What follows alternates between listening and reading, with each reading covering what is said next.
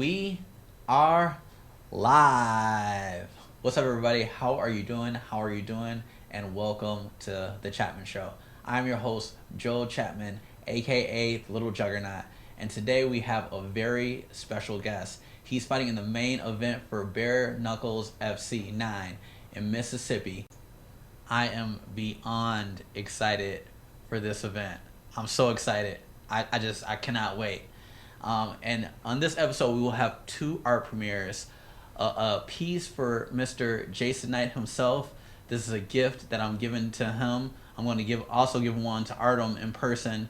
And then we're going to do a reveal for the actual event. This is going to be one of the best pieces of memorabilia at Bare Knuckle FC 9. And without further ado, give it up for the man himself, Jason the Kid Knight.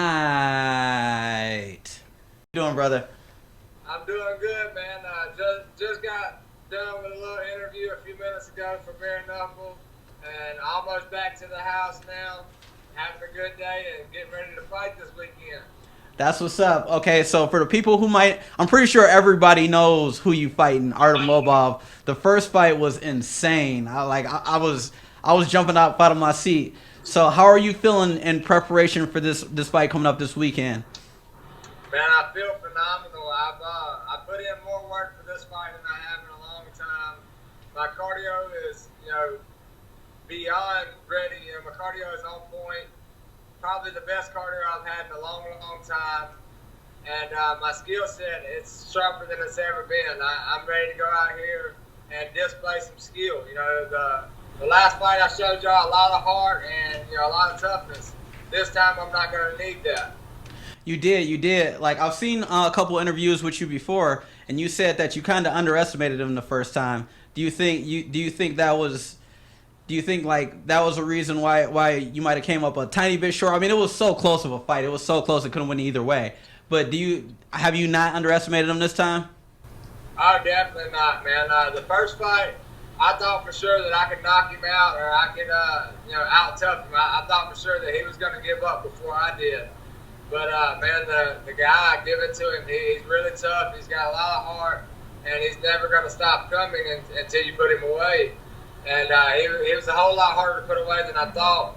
And, I think that kind of played into me getting into a brawl instead of fighting technical. I thought that I was going to land that one big shot that was going to put him away, and, it never happened for me.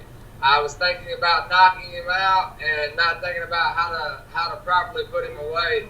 This time I'm going to go in there with the right mindset, and I'm going to fight correctly, and we're going to see if we can't put him down. That makes sense. Now, I've been kind of watching. Y'all seem like y'all got pretty close after your first fight, because I mean it was a level of respect. So is it a little weird fighting in a rematch, or is it just strictly business? Definitely, it's definitely business. Whenever we get in there, it's going to be a fight. Right now, we can get along. I actually ran into him on the way to do my it's a little conversation, talk about them, and we get along. But as soon as we step inside of that square circle, he's not my friend anymore. I'm not his friend. For that 10 minutes, we're going to be enemies. And, he's the guy in front of me. I got in front of him. He's trying to stop me from living up to my dreams. I'm trying to stop him from living up to his. And, we gotta grit our teeth and make the other guy pay for that. And, that's exactly what we're going to do Saturday night. We're going to get out there. We're going to fight our hearts out. And, after it's over, we can shake hands and be friends. But until then, we're not going to be buddies. That makes sense. Now, this second fight, because rematches are always a lot of pressure, when you have to fight somebody a second time. Now, who do you think has more pressure this fight? Do you think that the pressure is on you, or do you think that the pressure is on Artem a little bit more this fight? I don't feel any pressure going into the fight. I believe that, if there is any pressure, it's on Artem's shoulders. He's the big bad bare knuckle goat. He's the guy who's got all the steam behind him. He beat Polly. He beat me, supposedly. Everybody's looking at him to be the greatest or whatever, the best bare knuckle guy there is. But I don't see that. You know, I see right through that. He's not better than me. I'm better than him. I've got more skill, and I'm going to go out there and I'm going to use it. You know, there's no pressure going into the fight whatsoever because I know that I have put in the work and I am ready, and I am going to walk away victorious. You know, that's all there is to it.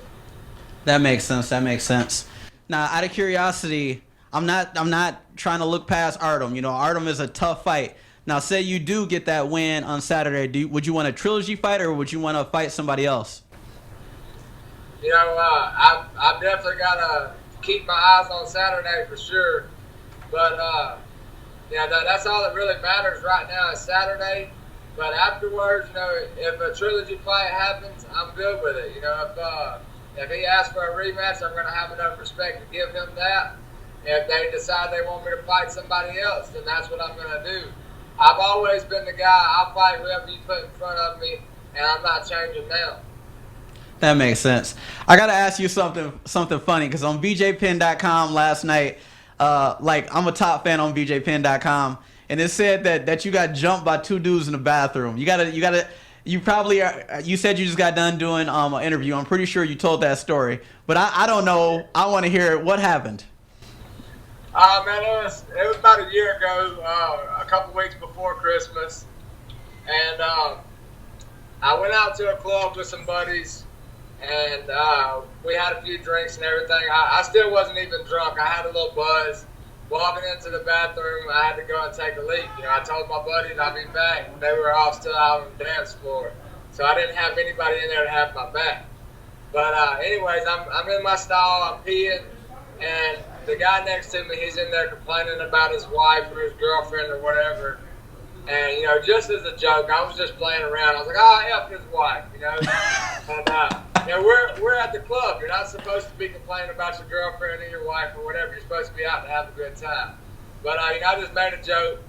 And I was the only one who thought it was funny, you know. Before I ever got done peeing, these two guys, they ripped open my stall door and started talking crazy. You know, so I finished up my business. I turned around, and when I turned around, there's two guys standing there talking to me, and there's like 7 people behind them with their phones out, already recording, already, you know, ready to go for Snapchat. And anyways, you know, I already knew what time it was. I knew that it's either fight these guys or beg my way out of this stall. And one guy, he's like, what did you say about his wife? And I was like, man, you need to back up or you finna go to sleep. And that was the guy in the blue. The guy in the blue shirt said something first, and then the little guy in the white shirt, he said something about, I bet you won't say it to his face. I said, man, you can back up or you can go to sleep too. And then, you know, they proceeded to tell me what they were going to do to me. So, you know, I shrugged my shoulders and I hit the big guy first. You know, I made sure that that's what you always do. In that type of situation, that's what you got to do. You got to make sure you take out the big guy first. So, you know, oh, 1 second. Okay.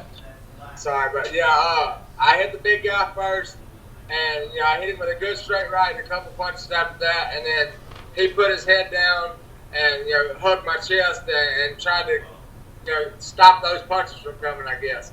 And then, you know, whenever he rushed me back up against the back wall, I was sitting on the toilet. And his buddy got in a couple good licks. And then once I finally got that right hand free, I went to work on the little guy. And once I started throwing those punches and caught him with a few, he put his head down and started face grabbing too. You know, they were both trying to pluck my eyeballs out because they didn't want any more of them hands. I love it. I mean, I grew up the same way. I grew up savage. I'm a fighter myself. I haven't really got a chance to talk to you about that. You know, I've done MMA. I even fought Bare Knuckle before I even did MMA. I mean, I've done it all too, and I grew up the same way. I mean, if you got to fight somebody, you take out the biggest person first. So, you know. I've always been a real respectful guy. I've always been the type of person that, you know, if I can de-escalate the situation, I will. But, you know, I know how to read the room as well. Them two guys, they were there to fight me. They already had the cameras out. They were planning to, go ahead and punish me for what I had said. And, it's either beg your way out of that style or fight your way out of that style. And I've always been the type of person, you put me in a corner, I'm fighting my way out. That's how it should be. Now, out of curiosity, because, you just transitioned from, MMA to the bare knuckle. What's the difference in how much do you like bare knuckle better than you actually liked MMA and the UFC? Or, how's the transition been from going from one sport to another? Really the biggest difference is, I don't have to worry about the takedowns, which I've got very good jiu-jitsu, and give me 1 second, let me plug this phone up. Okay. 1 second, brother. Sorry about that. Oh, you good. But yeah, man, the biggest difference is I don't have to worry about the takedowns. But like I said, I've got very good jiu-jitsu, so hitting the ground's not that big of a deal. But whenever you got guys in the MMA world that are just strictly wrestlers and they don't care to do jiu-jitsu with you, or they hit the ground and they're not trying to cause any punishment, it makes it hard to get off those submissions. It makes it hard to tap them out. But with the bare knuckle boxing, I don't have to do nothing but stand up and bang with you, and I know that I'm going to have my kind of a fight every time. I'm going to have that kind of fun that I want to have. MMA, of course, you got submissions and stuff, and I'm good at that. I love the submissions, but I would rather stand up and toe the line and try to knock each other out and see who the better man is. That's a whole lot more fun to me. So this is right up my alley. And then, as far as transitioning and training, it's so much easier now. I have to worry about nothing but punches, footwork, head movement. Just strictly boxing. I don't have to worry about the kicks. I don't have to worry about the takedowns or the submissions. It's a whole lot better on my body. I don't have a sore knee every time that somebody grabs a leg lock, or I don't have a neck ache every time that somebody puts me in a headlock. My arm doesn't hurt from arm bars, and my ankles don't hurt, stuff like that. My body's a whole lot better off because of it. So do you think it's actually less injuries in bare knuckle? Because I noticed I haven't really seen a lot of pullouts. You don't really see pullouts in Bare Knuckle FC, where in the MMA world you see people get injured all the time. So you think because you only have that one discipline to worry about, do you think that actually you have a lot less injuries in bare knuckle compared to the MMA or UFC? Yeah, definitely, man. Especially for the training camps. The training camps, the fight's always the easy part. It's always easy. The training camps are always brutal, especially for MMA. They're pretty brutal for boxing as well. Or bare knuckle boxing, training camp's pretty rough. But the thing is, if anything happens to me in a training camp for bare knuckle, it's gonna be, I might, have sore muscles because I worked out too hard, I ran too much, or I threw too many punches that day, whatever. It's not going to be an actual injury. It's just going to be soreness. And in the actual fight, you got cuts to worry about. You got to worry about cuts, and you got to worry about maybe breaking your hand. You don't have to worry about your knee getting popped out of place or your elbow getting broke. You don't have to worry about some guy grabbing you in a choke and making your neck stiff for 2 weeks or whatever. So, I think there's definitely a lot less injuries. Coming from a guy who I took probably the worst damage that anybody has taken in the bare knuckle boxing. Anybody in BKFC anyways.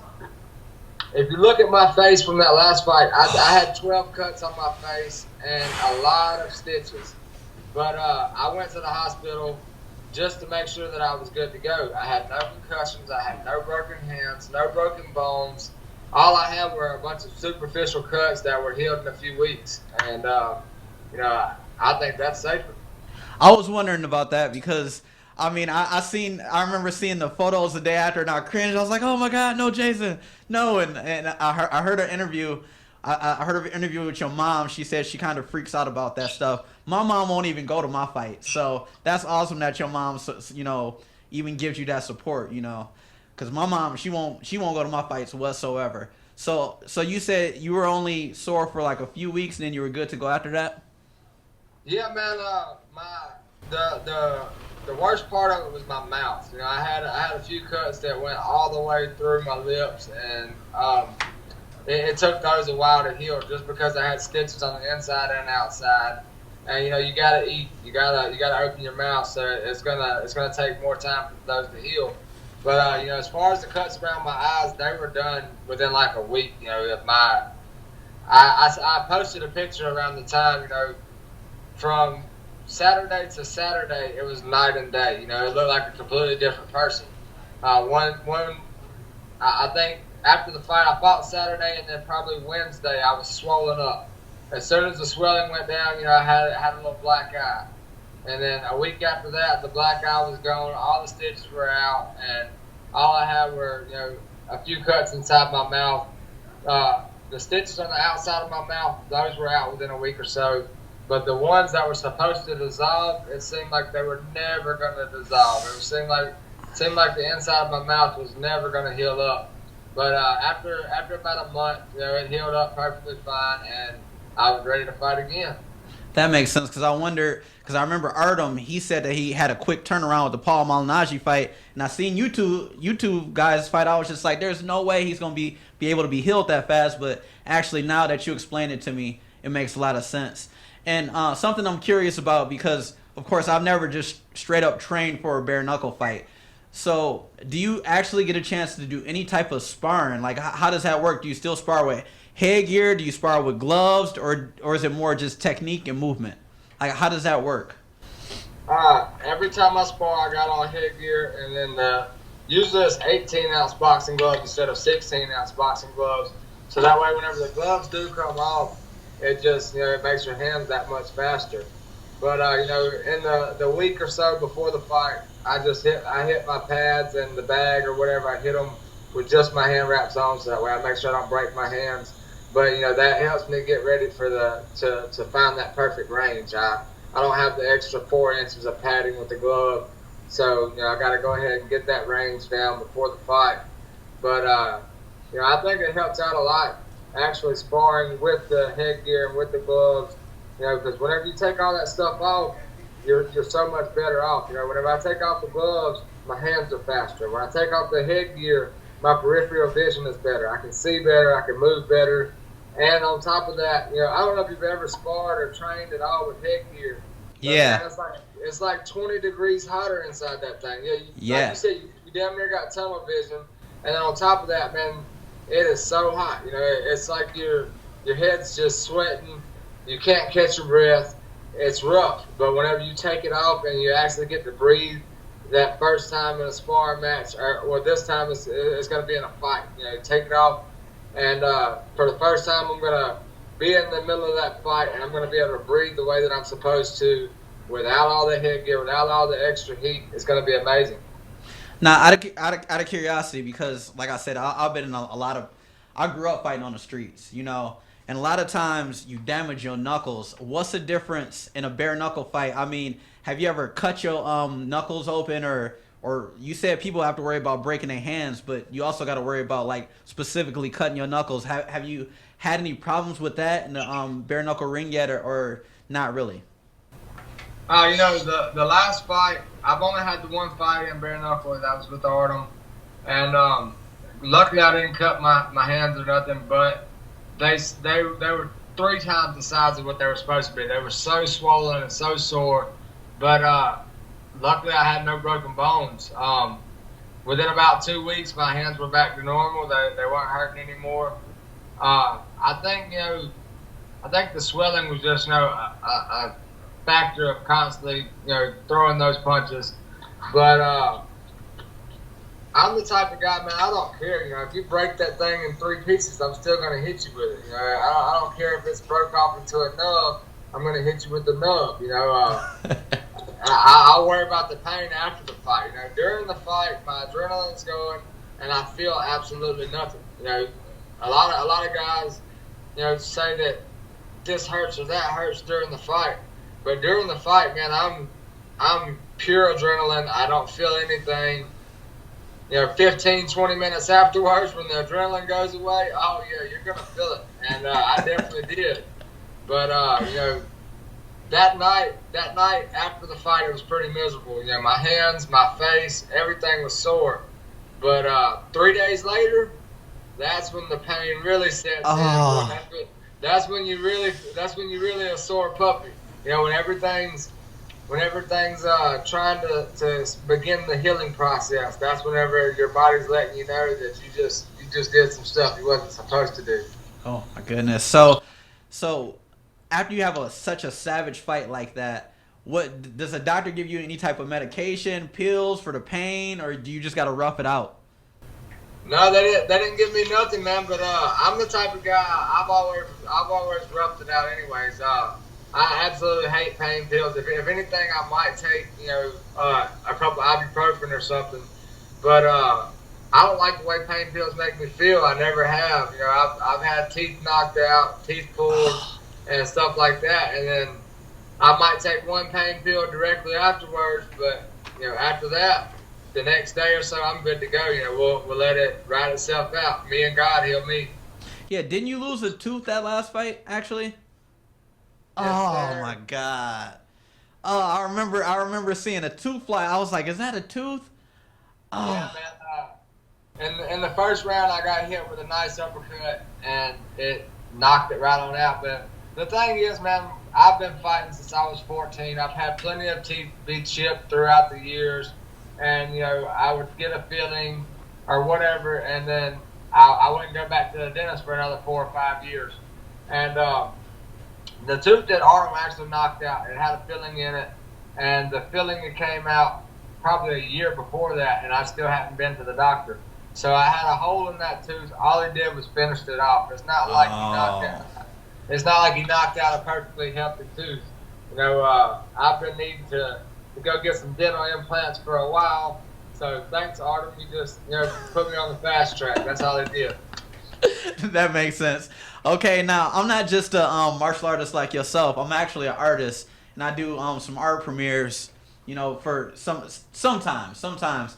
You one of my first guests. I actually did a piece for you, and I don't know. It's up to Dave if I can sell this piece. I don't know because it's actually Bare Knuckles. I don't know if he's gonna let me sell the piece, but let me. Got to see it. Yes. Well, here we go. Yes. That's dope, bro. Thank you. This is actually the promo piece for Bare Knuckles FC9. Yes. And That's sweet. Thank you. I'm glad that you like it. And you hand painted that? Yes. It's wood. I use wood burning and color pencil, and then glass. I mix glass with it. It's a very different art. I pretty much created my own little art style. But this is one I gotta get to you just because I'm a savage person as well. You know what I mean? You a little bit more savage than I am. I love it. I love it. That's why I love interviewing people like you. But this is yours. So, sweet, brother. Hell yeah, that's awesome. Check that out. Oh shit. That's what's up. Oh brother. wow, dude, that's awesome. That's right after the fight. Hey, I will give you the address you can send that bad boy to, and I will put it in my gym. I got a little gym right here in Lucedale, Mississippi, and that bad boy will be showcased at the gym for sure. Well, thank you. I'm actually gonna be at the fight, so I'm gonna come. Sweet. Hell yeah. So I will. Yeah, so I'm gonna hand that to you in person. Yeah. You the man, brother. Thank you. Hey, just a real quick shout out, man. I have my own promotion. Me, my brother, one of our best friends, a guy named Christian Garula, and his brother Louis Garula. We all pitched in and we started our own promotion. Empire FC is going to be November the 23rd, the week after my fight. We're putting on one of the biggest MMA shows brought to the Gulf Coast, and it's going to be at the Biloxi Community Center. Make sure that, figure out a way to watch that fight. We'll be doing Facebook Live. We'll have people, we'll have a fully sold out crowd that night. If you can be there, brother. I promise you it's going to be a good show. You got me excited. I might have to definitely be there too. That's awesome. Is there any other shout outs that you want to give besides that? Yeah, definitely. first off, thank my sponsors, Veteran Farms, Phenomenal Fit, Nelson Outdoors, and Kratom and Company. Those are all my big name sponsors that they threw in the money to get me through this camp, make it nice and easy for me. Thank y'all so much. My family, my friends, and my fans, thank y'all. My coaches, Blake Singley and Brandon Davis, Brock Weaver, thank y'all. They've helped me so much for this camp. Travis Thompson, he's a bare knuckle superstar. All snaps. He came down from Philadelphia, and he's been helping me train for the last few weeks. He's an addition to my camp that I didn't even know that I needed, but he's helped me out so much. And then on top of that, I've got a lot of guys that put in work with me. A lot of lower level guys that's been helping me get ready for this fight. Thank y'all all so much. I promise you I couldn't have done it without you. And I am going to get my hand raised. I am going to be victorious on fight night.